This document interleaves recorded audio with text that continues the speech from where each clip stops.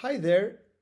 Today I would like to talk to you about the essay At the Limits, Poetics, Politics and Form, an edited volume about the essay that has just been published by Bloomsbury. The book, which I edited, includes contributions by 15 scholars of the essay. They write about the theory, the poetics, and the future of the essay, and they do so by discussing the work of well-known essayists like Adorno, Kwame Anthony Appiah, Francis Bacon, James Baldwin, Roland Barthes, Ta-Nehisi Coates, Annie Dillard, Brian Dillon, William Hazlitt, Samuel Johnson, Karl Ove Knausgaard, Ben Lerner, Oscar Wilde, Montaigne, Zadie Smith, Rebecca Solnit, Wallace Stevens, and Virginia Woolf, among others. The book develops and refines theoretical ideas about the essay in ways that are of interest to students, scholars, and essayists. The contributors think of the essay from literary, philosophical, and political perspectives.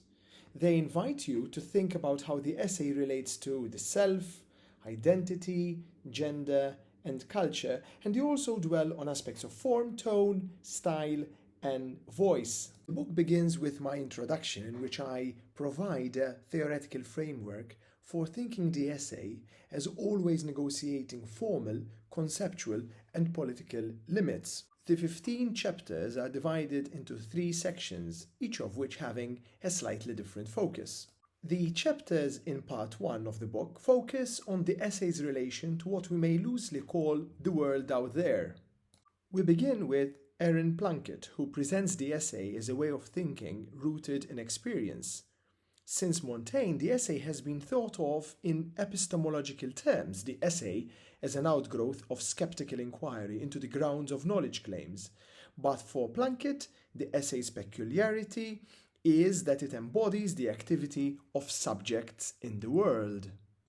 In his chapter, James Corby explores the different nuances of the essay's relation to literature.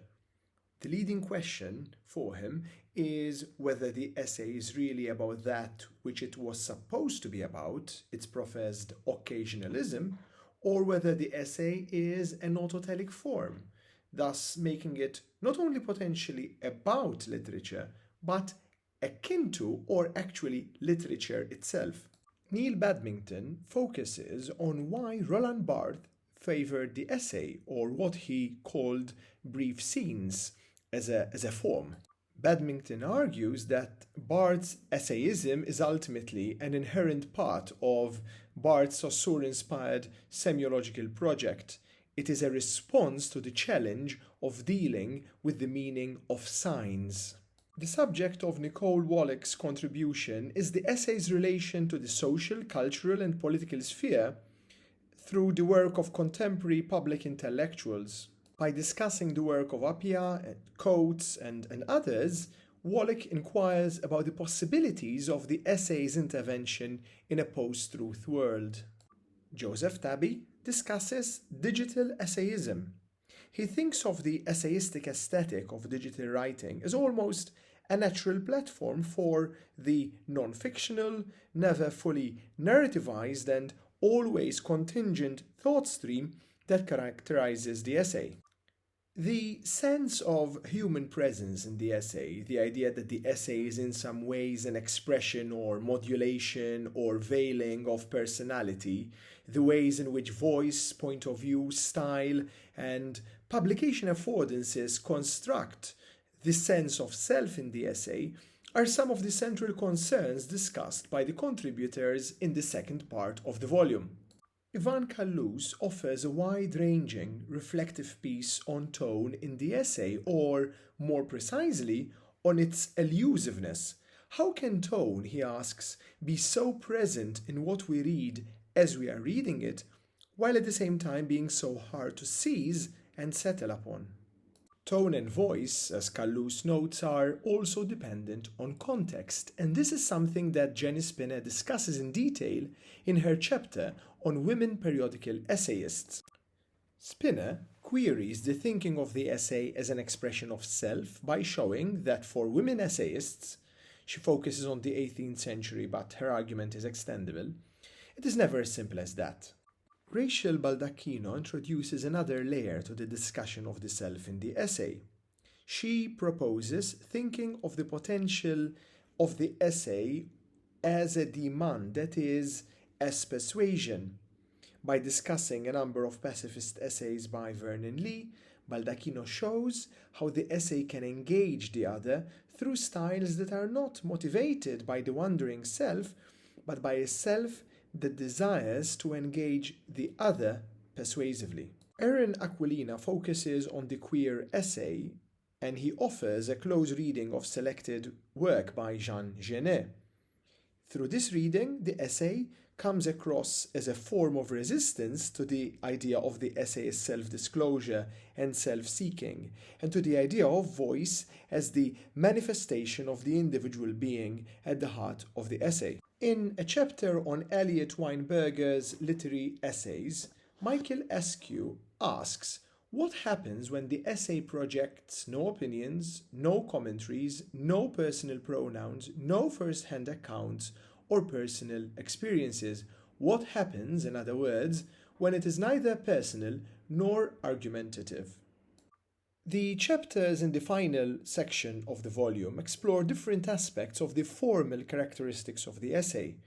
They also trace some of these characteristics in other genres, thus showing a central idea in this book, that the essayistic mode or the essayistic spirit can go beyond the limits of the essay as a genre and be a generating impulse elsewhere. R. Eric Tippin focuses on the familial bond between the essay and the aphorism. Tippin not only shows how the aphorism and the essay are linked through particular relations to the authorial I and through similar though not identical formal elements, but also suggests ways of thinking the essayistic in the aphorism and the aphoristic in the essay. The focus of Jason Child's chapter is the relation between the essay and the contemporary novel.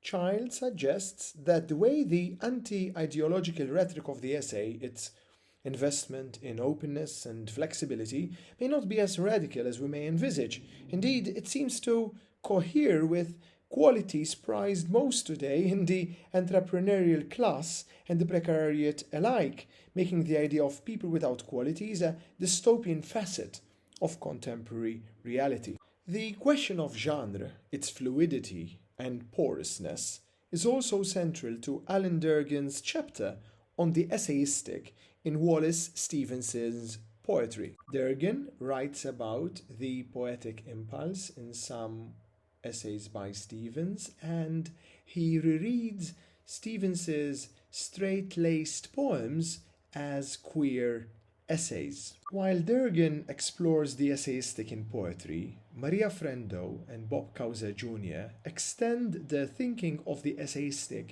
even more radically, as they move beyond the textual world of literature into music and film, respectively.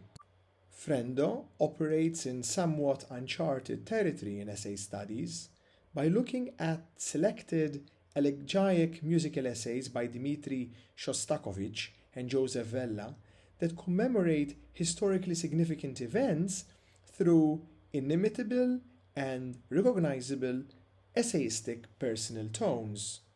Bob Causa Jr.'s chapter provides a comparative analysis of John Hersey's well-known work of documentary literary journalism, Hiroshima, and Alain René's film, Hiroshima Mon Amour.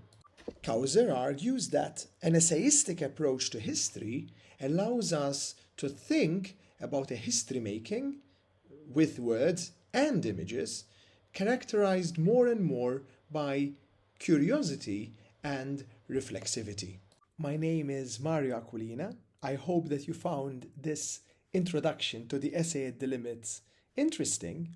Should you want more information about the book, feel free to get in touch. Have a great day!